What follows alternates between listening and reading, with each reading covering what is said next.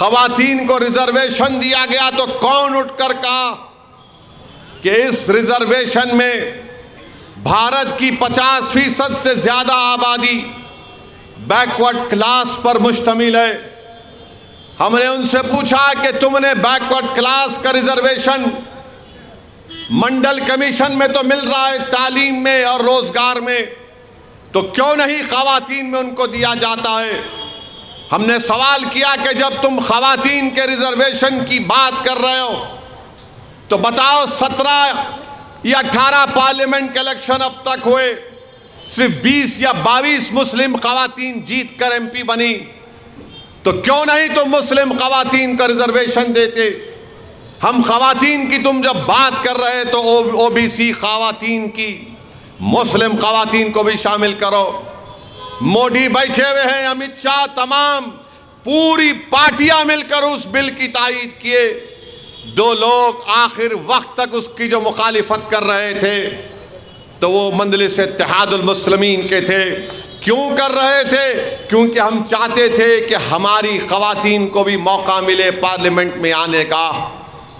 Reservation अगर होगा खवातीन का तो OBC खवातीन कैसे उससे उनको नहीं शामिल किया जाएगा? जो भारत की आबादी के 50% से ज्यादा OBC की पॉपुलेशन है, अदर बैकवर्ड कास्ट की। फिर मुस्लिम अक़लियत है, 17 करोड़ की आबादी 15% है। हमने पूछा कि 50 और ये मिला लो 65% हो जाते हैं, तुम 65% के खवातीन को रिजर्वेशन कैसे नहीं दोगे? तो जब मैं अपने अमेंडमेंट्स को, तरमीमात को पेश कर रहा था पार्लियामेंट में, लोकसभा में, तो लोकसभा के स्पीकर ओम बिरला ने कहा कि असदुद्दीन ओवैसी तुम तरमीम को पेश करोगे? मैंने कहा स्पीकर साहब मैं खड़े होकर अपनी तरमीमात को पेश करूंगा। तो स्पीकर ने कहा कि आपके साथ तायीद करने वाले कोई नहीं है। मैंने कहा स्पीकर साहब मेरे साथ मेरा अल्लाह है। Sir, I am moving my amendment sir and I am asking for a division on it.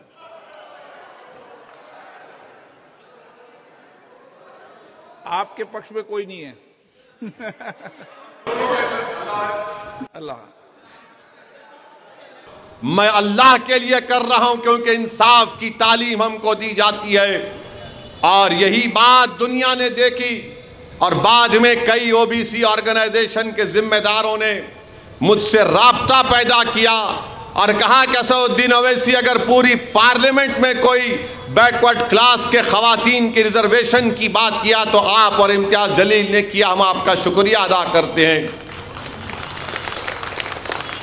मेरे अजीज दोस्तों और बुजुर्गों, मजलिस खवातीन के खिलाफ ना थी ना कभी रहेगी। हम भी खवातीन को उनका हक दिलाना चाहते हैं। ये आज BJP RSS वाले कहते हैं कि मजलिस मुस्लिम खवातीन को सामने नहीं लाना चाहती। अरे दीवानों, हमारे पास हमारी बहनें, हमारी बेटियां अराकीन बल्दियां हैं।